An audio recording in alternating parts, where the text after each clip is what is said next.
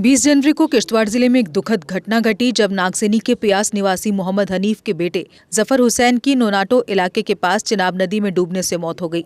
ये घटना तब हुई जब जफर एक अन्य युवक के साथ अपने दादा के घर तक पहुंचने के लिए रस्सियों के सहारे नदी पार करने की कोशिश कर रहा था। साथ गए युवक के मुताबिक जफर की पकड़ ढीली पड़ गई और वो नदी में गिर गया। उसे बचाने के लिए रिश्तेदारों द्वारा किए गए तत्काल प्रयास भी असफल रहे।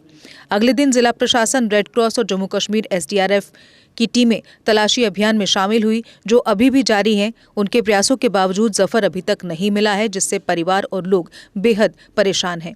स्थानीय लोगों के मुताबिक नदी के पास अस्थायी बस्तियों में रहने वाले लोग जो गर्मियों के दौरान पशुओं को चराने के लिए प्यास चले जाते हैं, अपनी शिकायतें व्यक्त की। एक स्थानीय व्यक्ति ने बताया कि नदी पार करने की सुविधा के लिए साल 2015 में एक पालना स्थापित किया गया था, लेकिन 2024 में इसे हटा दिया गया, जिससे लोगों को नदी पार करने के लिए अस्थायी रूप से रस्सी प्रणाली पर निर्भर रहना पड़ा। इस प्रथा ने उनके जीवन को काफी जोखिम में डाल दिया, खासकर आपात स्थिति के दौरान, क्योंकि उनके पास आवश्यक आपूर्ति या रोगियों को ले जाने के लिए कोई सुरक्षित साधन नहीं है।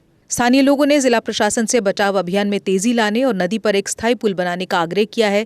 इससे न केवल भविष्य में होने वाली त्रासदियों को रोका जा सकेगा, बल्कि इन परिवारों के दैनिक संघर्षों को भी कम किया जा सकेगा।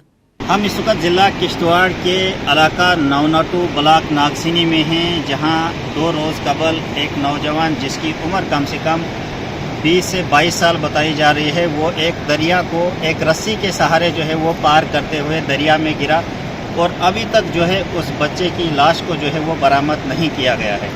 जी हाँ, नौनाटो के इलाके में प्यास से ताल्लुक़ रखने वाले कुछ लोग सर्दियों के मौसम में यहाँ पे शिफ्ट होकर रहते हैं, ताकि वो अपने माल मवेशियों को अच्छी तरीके से पाल सकें और वहाँ उनके लिए सर्दियों में जो उनके ज़रूरी अशिया की ज़रूरत होती है वो फराहम नहीं होती हैं। इसीलिए प्यास से ताल्लुक़ रखने वाले कुछ फैमिलीज़ वहाँ से शिफ्ट होकर नौनाटो के इलाके में आ जाते हैं, ताकि यहाँ पे वो आराम से अपनी ज़िंदगी और साथ साथ में अपने मवेशियों के लिए भी ज़रूरियात ज़िंदगी हैं वो उनके लिए जो है वो मुहैया उनको यहाँ हो जाती है। इसी सिलसिले में नौनाटो के इस इलाके में आप हमारे पीछे देख सकते हैं कि ये दरिया के उस साइड में कुछ ढोक्स जो हैं वो बने हुए हैं, कुछ कच्चा हाउसेज जो हैं वो बने हुए हैं, जहाँ ये लोग रह रहे हैं। और कम से कम बताया गया है कि 25 फैमिलीज़ इस जगह पर रह रहे हैं। और वहीं एक लड़का जिसका नाम जफर हुसैन सनाफ मोहम्मद हनीफ बताया जा रहा है, वो अपने चाचा जी के घर जो है वो जा रहा था और इस दरिया को क्रॉस करने के लिए वो रस्सी का सहारा लेते हुए इस दरिया में जा गिरा है। एडमिनिस्ट्रेशन को इतला मिलते ही रेड क्रॉस और SDRF की टीमें जो है वो 2 दिनों से यहाँ पे लगातार आ रही हैं। यहाँ रेस्क्यू ऑपरेशन जो है वो चलाया जा रहा है, तलाशी मुहिम चलाई जा रही है, लेकिन अभी तक उस बच्चे के बारे में कोई पता नहीं चल पाया है।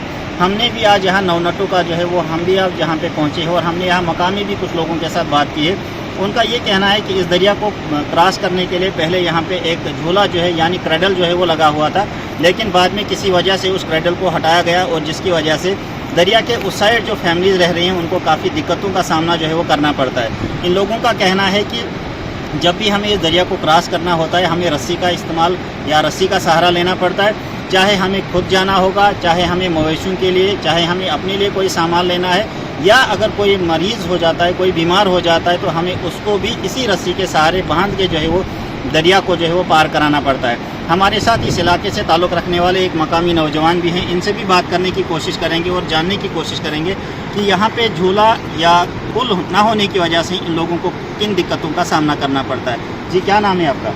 मेरा नाम इसाक है। इसाक, वो लड़का कहाँ जा रहा था और जब आपको ये मालूम हुआ कि वो लड़का जो है वो पार नहीं कर पाया, वो दरिया में गिरा है, आपने किसको इन्फॉर्म किया और यहाँ जो रेस्क्यू ऑपरेशन जो चला इन 2 दिनों में उसके बारे में हमें बताइए।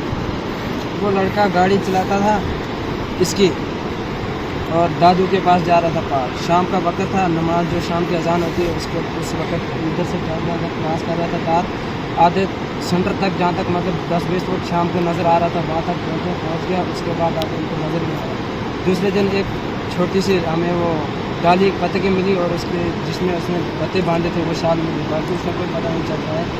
फिर गाड़ी चल रहा है, उसकी मिलती नहीं, कोई निशानी मिली नहीं। तो SDRF और रेड क्रॉस की तरफ से जो है वो रेस्क्यू ऑपरेशन चलाया जाए, क्या वो लोग आज भी यहाँ आए?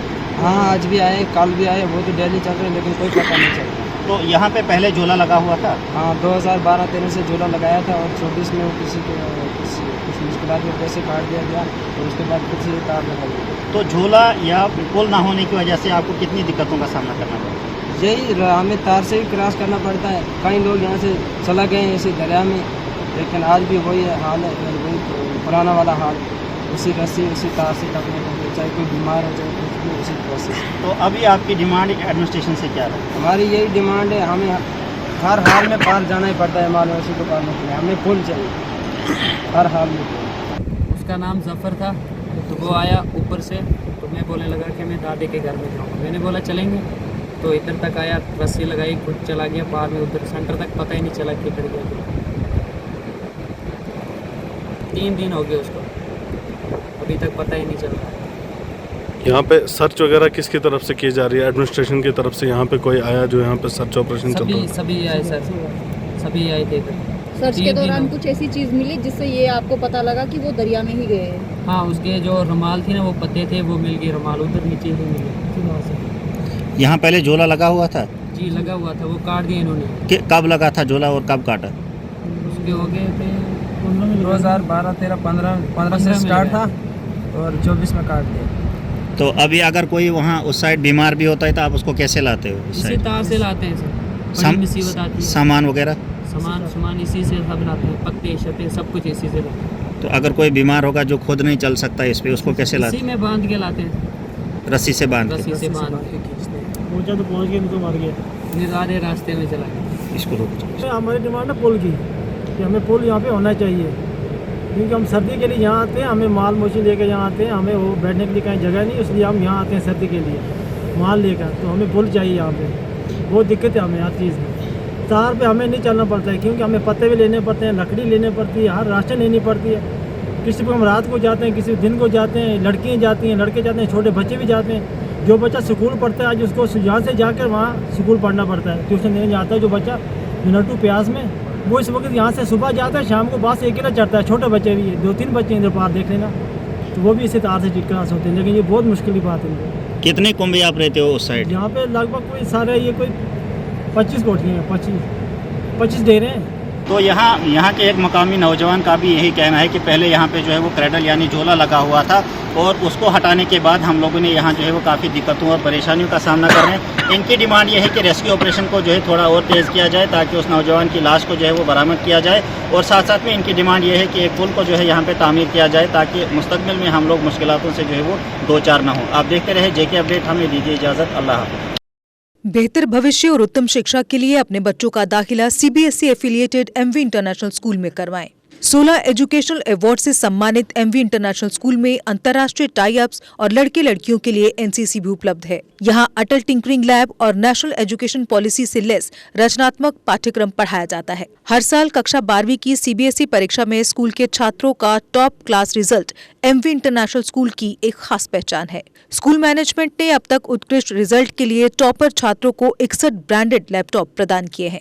लिमिटेड सीट्स के लिए MV इंटरनेशनल स्कूल में दाखिला खुल चुका है। जम्मू, सांबा, कठुआ जिलों में स्कूल ट्रांसपोर्ट भी उपलब्ध है। हमारा पता है MV international school, 17 miles, Thandi Khui, Samba. Phone number 7298212270। Jammu Kashmir की खबरों के लिए जुड़े रहिए JK अपडेट के साथ।